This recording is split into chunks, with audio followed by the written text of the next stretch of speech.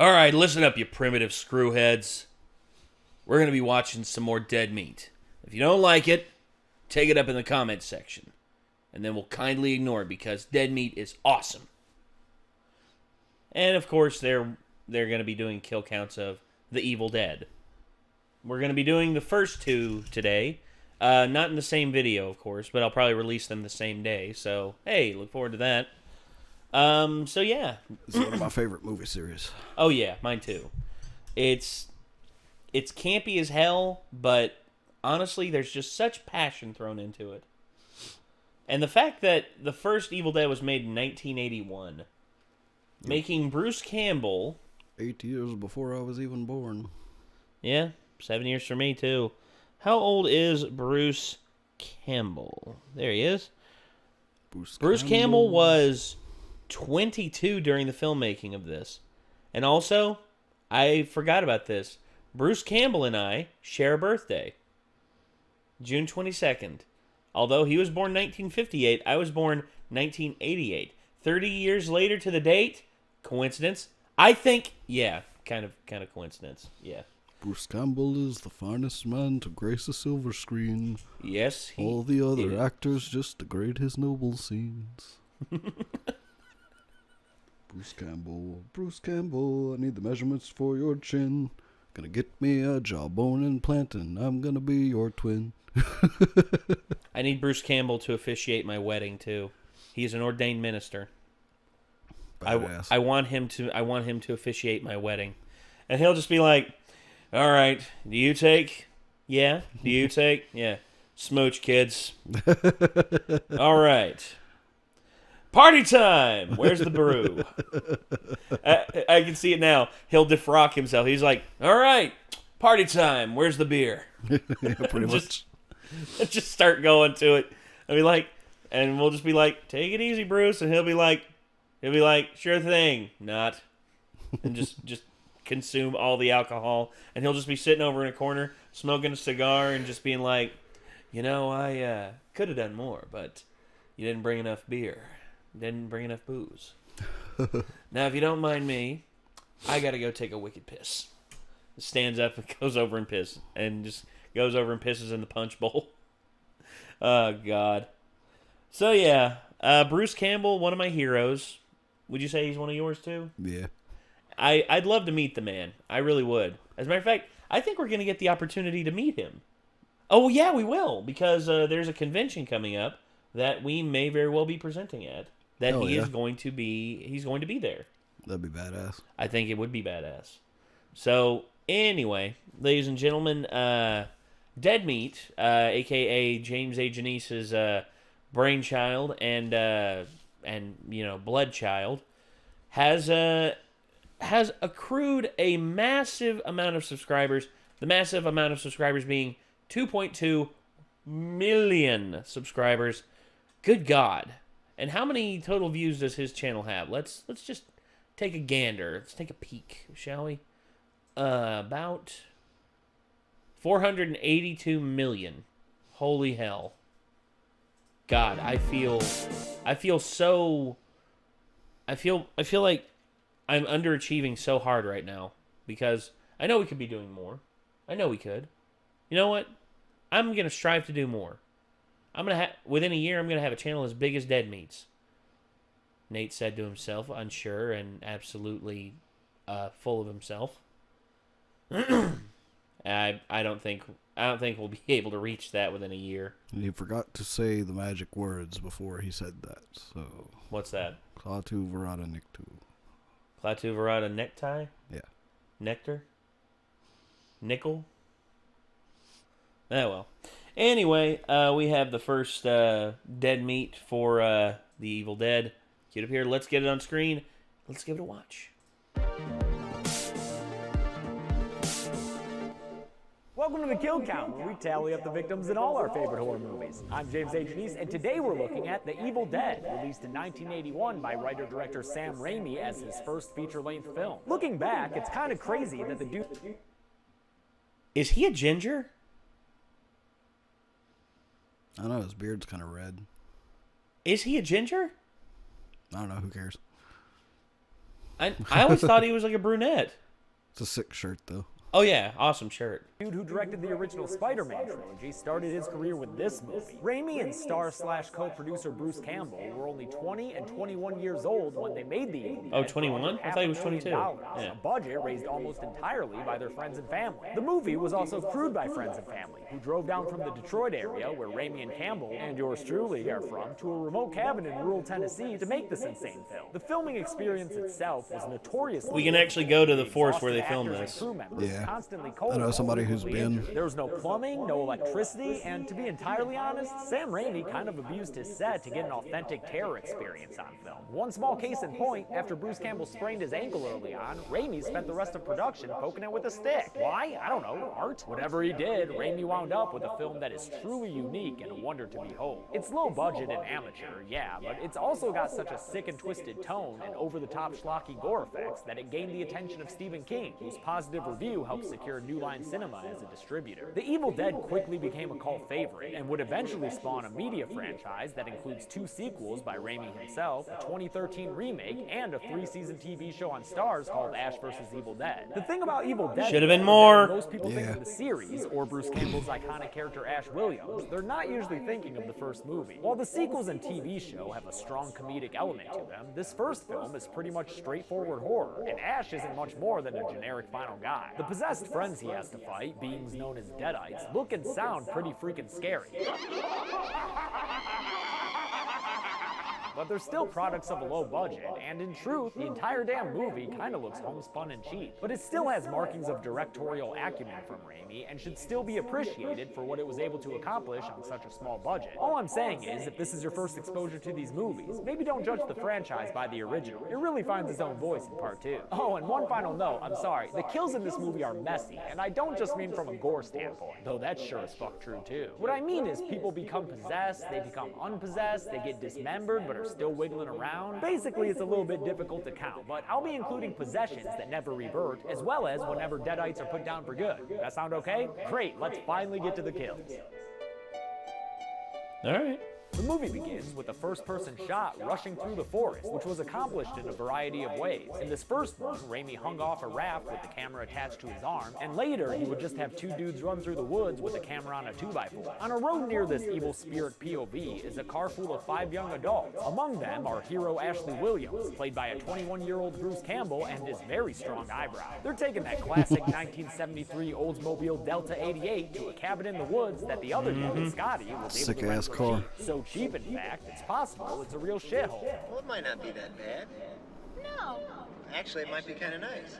Yeah. You're right, let's try to be optimistic here. They go across a rickety old bridge that literally falls apart as they cross it, and then it's just a short drive through some trees to get there. I love how the trees scrape against the camera. It's almost foreshadowing their evil actions later. In no time at all, they finally reach their destination, this prototypical spooky cabin that served as the most direct influence for the titular shack of Cabin in the Woods. But neither the rough exterior nor the creepy banging porch swing deters Scotty from letting himself in. There's not much to the place, aside from your standard array of creepy shack supplies, but the rest of the group still unpacks and gets ready for a night in the woods. Nighttime comes, and Ash's sister Cheryl is practicing her still life skills when the clock she's drawing suddenly stops. Then she hears some creepy whispers outside trying to recruit her to an unknown cause.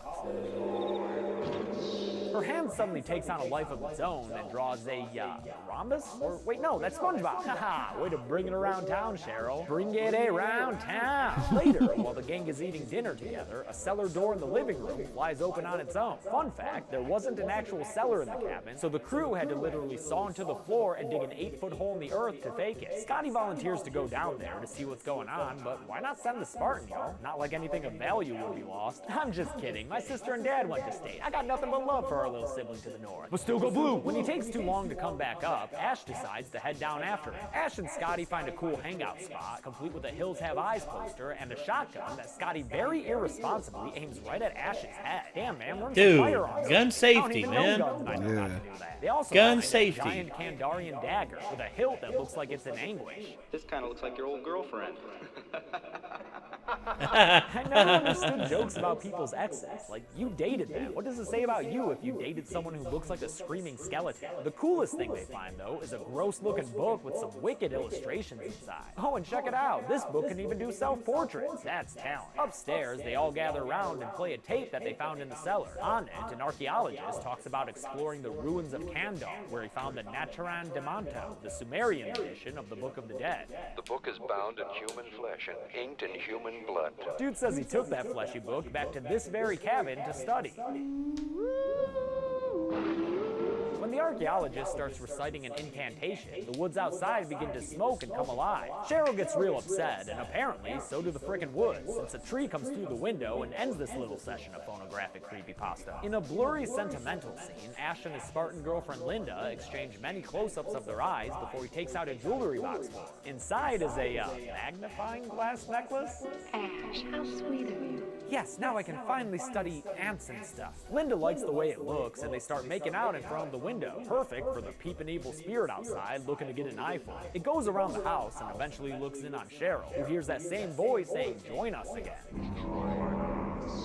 This causes her to very unwisely step outside to investigate, and that's going to take us into the film's most notorious and controversial sequence. Yep, By all accounts, this here we scene go. is very well made from a filmmaking perspective. I love the giant looming moon as Cheryl heads into the woods, the smoky forest floor while she calls out asking who's there, and eventually the first-person shots of the evil force knocking down trees as it rushes through the woods to attack her. It's also pretty cool how the vines and branches of the forest come alive and wrap all around Cheryl's limbs. It's absolutely horrifying. But as they start to strip away the clothes from her body, you realize that the scene's about to be much darker than you may have expected at first. This infamous tree rape scene kind of throws me off, because it doesn't feel quite as exploitative as the Rob Zombie Halloween scene, and it's not sickly played for laughs like the shower scene that with one Jack was Frost. bad. Sam Raimi originally wrote this scene to terrify the audience and show that these not-so-happy campers were now at the complete mercy of the evil spirit in the woods. Sure, yeah, mission accomplished there, but it's also filmed in a somewhat titillating manner, complete with erotic moaning and a couple of shots of Cheryl's exposed breast, and the sexual nature of the whole thing is pretty incongruous with the rest of the movie. For what it's worth, Sam Raimi has said that he regrets putting that scene in, because he didn't mean to offend people that way. He chalks it up to how young he was at the time. Regret putting it in? I do. I think it was unnecessarily gratuitous and a little too brutal. And finally, because people were offended in a way that my goal is not to offend people. It is to entertain, thrill, scare. I think my judgment was a little wrong at that time. And although actress Ellen Sandweiss has since more or less come to terms with the scene, apparently she wasn't informed of exactly how far it would go. Really, I had no idea they were going to do that. I mean, obviously I knew that the legs were going to spread open and that the vines were going to crawl up, but that final with the stick was all post-production. I had no idea until I saw it, and I went, Yikes. Ultimately, it's probably an unnecessary addition to the movie, but it definitely got audiences talking and made them realize that what they were watching was something they had never seen before. And that's all I'll say about it. Cheryl gets back to the cabin, and although she's sadly unable to save herself by finding the right key for the door, she is saved at the last minute by her brother Ash, who lets her into the cabin before the first-person evil spirit can catch up to her. Inside, Cheryl tries to tell the others what happened. Did something in the woods do this to you? No, it was the woods themselves. But despite the tree scratches all over her body, they just think she's being hysterical. Ash eventually relents and agrees to drive Cheryl back into town, but they run into some auto trouble when the car refuses to start. I know it's not going to start. It's not going to let us leave. Ash is all like, "Oh, really?" when the car finally does start, but Cheryl gets to say, "Yeah, really," when they get to that bridge they crossed on their way in, since it's now completely torn up and destroyed. I love how it looks like a claw coming out of the ground there. And even cooler, they tore up an actual bridge that was slated for demolition. The city let them do that. Also, I just wanted to show this shot as another example of Sam Raimi's talents as a director. This movie is cheap, but the camera work is phenomenal. Back at the cabin, Ash listens to more of the archaeologist's recording, where he says that his wife became possessed by a Kandarian demon, and that the only way to put an end to the possession was through dismemberment. Hope you guys have an axe somewhere. Oh, you do? Well, that's good. Keep that thing around. Scotty's girlfriend, Shelly, plays a game with Linda, where Linda tries to guess the cards that Shelly is holding. Linda sucks at this magic trick, but someone else in the room ends up being a regular pen and or teller. 8 of spades, 2 of spades, jack of diamonds, jack of clubs. Whoa, dog, Cheryl's floating in the air and shit. We get our first possession to put on the kill count, because, spoiler, Cheryl's soul ain't coming back from it. You will die! like the others before you. One by one, we will take you. Her demon voice says that it's been woken up from a long sleep. And, like, I get pissed when someone wakes me up early, too, but I don't go around stabbing people in the ankle with pencils and shit. Damn, they don't that scene's hard. She's gonna have a lead foot for Oh, sure. I forgot about that. Cheryl starts tossing people around the room. Cheap and is effects, all but ready that to looks stab brutal Ash as with a fuck. pencil, too, when Scotty comes to the rescue with an axe handle to the head and a flashy kick that sends her into the cellar and gives her an entirely new makeup design. Wow, her look changed drastically in an instant. After a short struggle, he manages to get her down there, all of her, fingers included, and he chains the door shut as she tries to free herself from below. An inky cloud passes over the moon outside, while Ash tucks Linda in tight. Don't let the Deadite bite. Ash and Scotty promise Shelly that everything will be Didn't okay. bite it, stabbed. She rightly points out that Cheryl may be too far gone for a little sunlight to disinfect her. For God's sake, what happened to her Dude, the Deadites are fucking terrifying. Scotty tells Shelly that she just needs to get some sleep, but when she goes to her room, the evil spirit attacks her through the window. By the way, that's real glass they're crashing through, not candy glass or anything, just actual super fucking sharp glass. Next thing you know, Shelly's missing from her room, and Scotty only finds her after she jumps out and attacks him, scratching up his face with her nasty ass nail. Shelly is now a Deadite too, so we can add her human self to the kill count as she rides Scotty around, holding him in a Deadite death grip. He manages to get her off of him, but as Cheryl cheers from the cellar, Shelly knocks Bruce Campbell into an excellent stunt fall and tries to get Scotty to join the Deadite gang. He puts up a fight, so Shelly grabs the comically oversized Kandarian dagger and tries to stab him with it, but Scotty unsheathes his own blade and saves himself by cutting her hand at the wrist with it. And hold off there, Ash, he doesn't need your help at all, because Deadite Shelly finishes the job herself by biting into her wrist and severing her own damn hand off. Scotty grabs the dagger off the ground and stabs Shelly in the back with it, her detached hand still clutching the hilt. Hey Ash, that thing still look like your ex when it starts to smoke and spit out blood? Actually, don't answer that. There's a lot of loud demonic screaming until Shelly finally falls all the way to the ground. You'd think that would be it, but as Cheryl keeps the subterranean pep rally going, Shelly gets back up and starts stalking towards Scotty and Ash once more. Scotty finally puts an end to the possessed form of his girlfriend by hacking her to pieces in a scene so messy and gory that even the camera gets washed with a waterfall of blood. For anyone who's ever wanted the heroes of a horror movie to chop the villain up into tiny pieces, here you go. And you know what? You're right. It does seem to be pretty effective. The boys take Shelly's body outside, wrapped in a sheet, and bury it quickly. Damn, they even got a cross for the grave and everything. Scotty tells Ash that he's had it. He wants to leave. And when Ash tries to argue that Linda can't move with her leg all penciled up, Scotty don't give a fuck. What are you, crazy? Look, I'm getting out. I don't care what happens to her. Yep, Scotty cares not, so he takes off through the woods, leaving Ash alone with his gleefully possessed sisters. You want to let the rest of us in on the joke, Cheryl? He checks in on Linda, only to find her pencil wound going all stop-motion crazy. Because don't look now, but Linda's become a Deadite as well. And after Scotty gets back from his brief foray through the forest, we see just how creepy the possessed Linda is. Scotty's face is all torn up, and he's barely able to retain consciousness, even with Ash trying to smack some sense into him. And it doesn't help that Cheryl is mocking him from the underground peanut gallery. I don't want to die. You're not going to leave me here, are you? Are you, Ash? Scotty starts bleeding from his mouth, but still manages to tell Ash that he needs to kill Linda. Ash gets the shotgun and says his prayers. God forgive me, Linda. But then, all of a sudden, Linda's back to normal and asking him to help her. And as they hold each other in a tender embrace, there's more good news from down below. Ashley? Ash, help me. Let me out of here. I'm all right now. But as you'll come to see, this is just standard Deadite mindfuckery, and Ash's favorite ladies are still possessed enough to grab at his face through the floorboards and threaten him in sing-songy ways.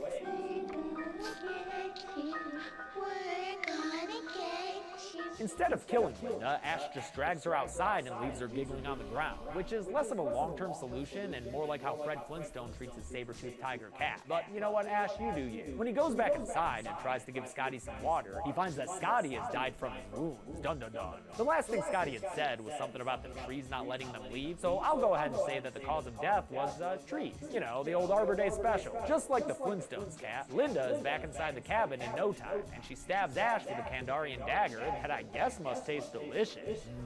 Dagger blade. Damn, look at Linda go. She's blind with glee trying to stab her boyfriend to death. No, really, she's like actually blind right now. Actress Betsy Baker, and all the other actors for that matter, couldn't see anything with the hard contact lenses they had to wear for their Deadite makeup. Again, not a fun set to work on. Ash eventually overpowers Linda and knocks her down over Scott's body, impaling her through the back with the dagger. Yeah, Ash, you did that. We get some more gross milky vomit, but to super ensure that Linda won't come back anymore, Ash takes her out to the shed and straps her down to a workbench with a bunch of here we go. He grabs the chainsaw that will become much more prominent in the rest of the series, but before he gets groovy with it, he has a change of heart when he sees Linda's magnifying Getting groovy with it, buzzes.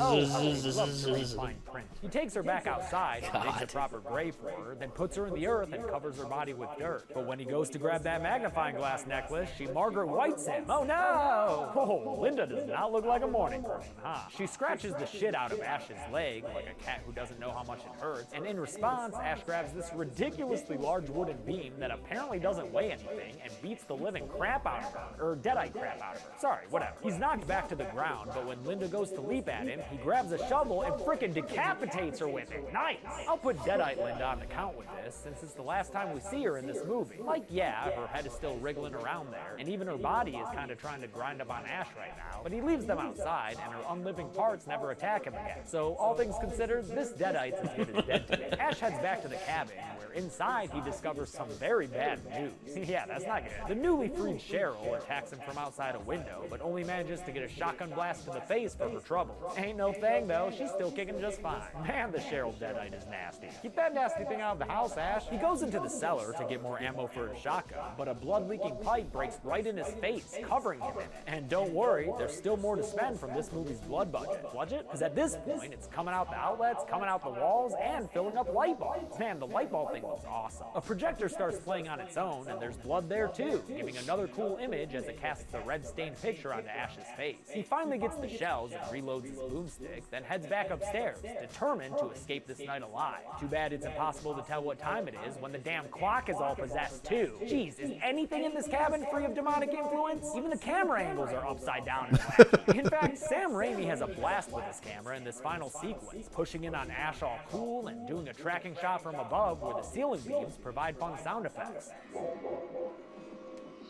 Things get even crazier when Ash looks in the mirror and reaches into it. Talk about a reflecting pool. Lincoln, eat your heart out. Ash is at his wit's end now, but he's able to ground himself with a little magnifying glass necklace. God damn, that thing is way more critical to this movie than I ever remembered it being. Of course, standing with your back against the door is pretty stupid, Ash. You know some Deadite man's about to bust through it just like that. Yep, tried to tell you, man. He shoots through the hole and lands a gory hit on the Cheryl Deadite, but while he's barricading the door, Scotty wakes up from his eternal slumber all Deadited up. Ash throws some stuff at him, which almost knocks the Book of the Dead into the fireplace, and that cracks the case wide open. Because of the burning book, Scotty's too hotty and starts to smoke. The Deadites have a physical connection to the Book of the Dead. Cheryl breaks in and knocks Ash to the ground, and starts beating him with a fire poker as he tries to make his way to the fireplace, but he's able to use that ever-important necklace to lasso the Necronomicon and drag it to his hand. He tosses it into the fire, and that finally stops Cheryl Deadite in her tracks. Ash watches from the floor as both the Cheryl and Scotty Deadites begin to disintegrate in a crazy-looking stop-motion sequence that looks half like something out of Planet Earth and half like Gumby's fever dream. Haha, even the book's getting in on this nasty shit? Yeah, lick that book eyeball. This awesome process that ends up killing the final two Deadites was done by Tom Sullivan, who designed all the Deadite makeup, as well as the Book of the Dead and the Kandarian dagger. Also, fun fact, I got to meet Tom Sullivan at a convention in Michigan when I was just 15 years old. Oh, look at my porcupine head. Hey.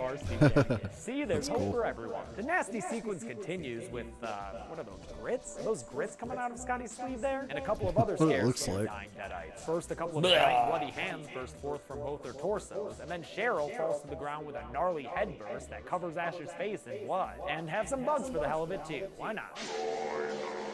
No, you know what? I'm good on joining the bug game. Thanks. It's finally morning, and everything appears to be okay for Ashley Williams. The clock is back in working order, and he still has that beautiful magnifying glass necklace. It's a brand new day. Ash has no remorse, and his legs are shaky, but he knows the course. He sets out to finally leave these godforsaken woods, but unfortunately for him, the movie ends with one more evil spirit first-person POV shot that was accomplished by mounting a camera to a bike that Sam Raimi rode from outside the woods and through the entire frickin' cabin to come out the front door. door and hit Ash right in the face. Between all those possessions and That's dismembers, awesome. how's a guy supposed to count the kills around here? Well, I'll show you at the numbers. Join us.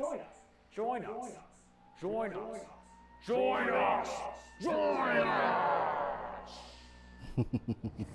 Damn it, James. There were 8 deaths and/or possessions in The Evil Dead. 3 women got possessed while living, 1 dude died a human, and all 4 of their possessed forms wound up dead in some manner. How's a quad pie sound, motherfuckers? With a runtime of 85 minutes, we wound up with a death or possession on average every 10.63 minutes. I'll give the golden chainsaw for coolest kill to Deadite Shelley, who got hacked all to pieces by Scotty. Fun fact, actress Teresa Tilley was underneath the floorboards with her head and hand out, while other people provided her other limbs. Fun stuff. Dull machete for lamest kill will go to Scotty, who died on the couch from off-screen wounds mid-hydration. Don't you waste that water, brah. There are thirsty kids in California. And that's it. The Evil Dead came out in 1981 and was considered so graphic that Sam Raimi was actually brought up on obscenity charges in the UK. He went to court and everything. He eventually made a better-funded sequel a few years later, and we'll look at that movie, Evil Dead 2, next week. But until then, I'm James A. Janice.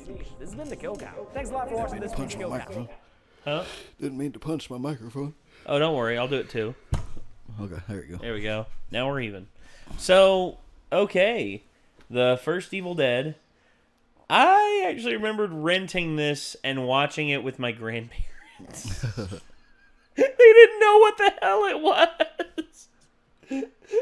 And I watched it, and I remember my grandma sitting there at the end when, like, all the bodies were exploding and decomposing and everything.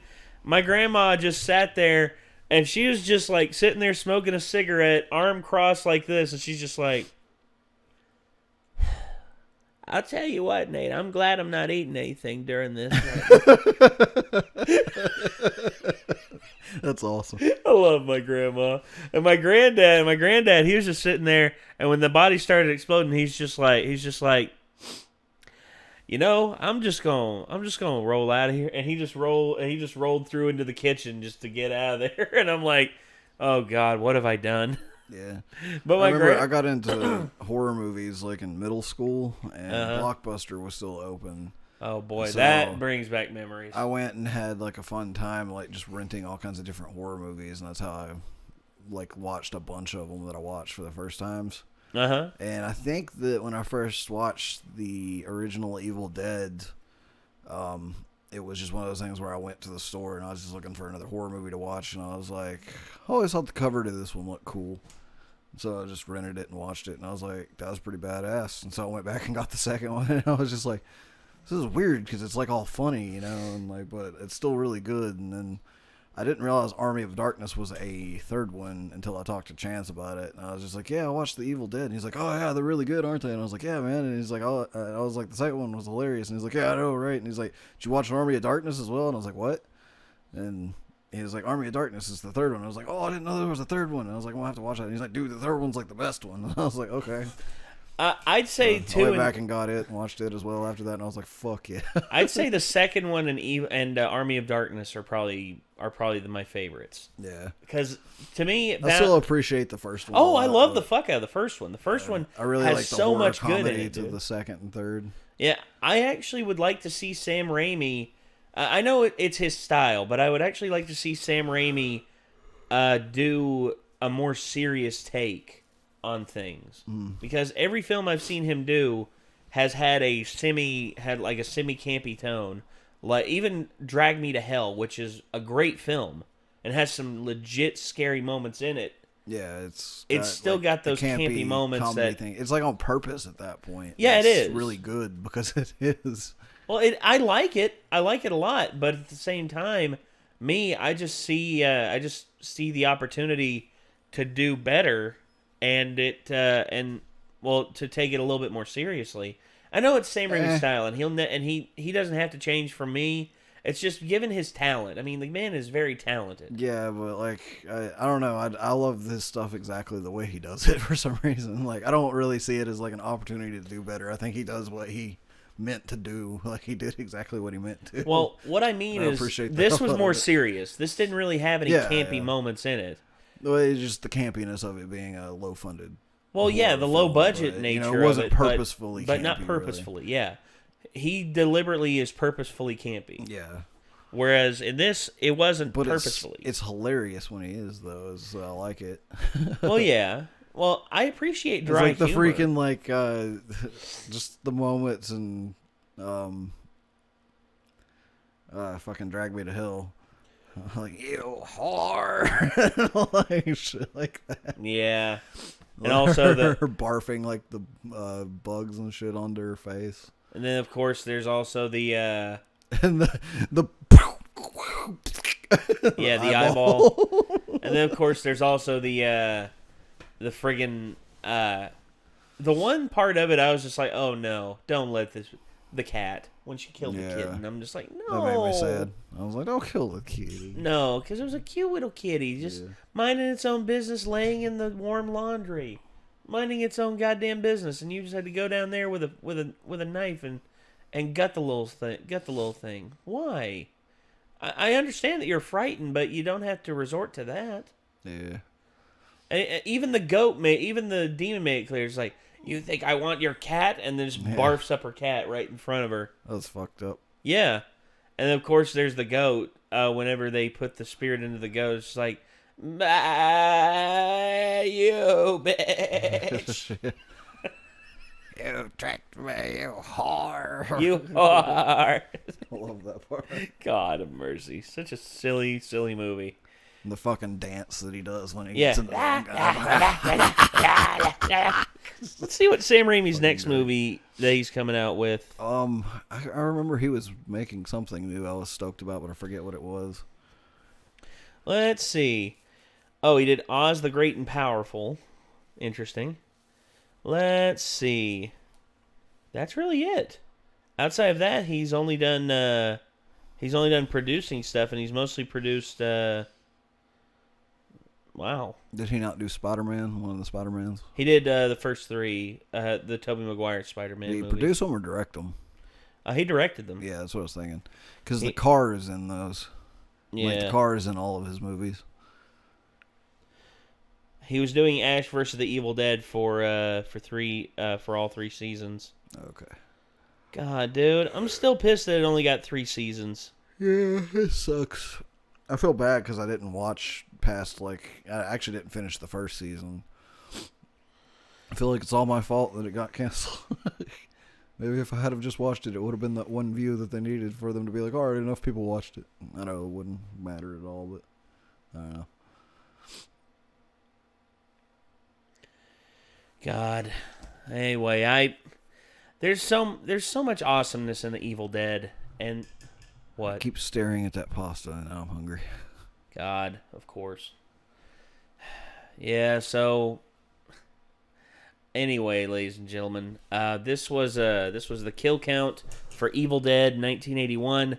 We hope you have enjoyed what you've seen here. If you want to watch the original video, like always, check out the original in the description down below. It'll be down there, and don't forget to check out Dead Meat and all the other videos that they have up.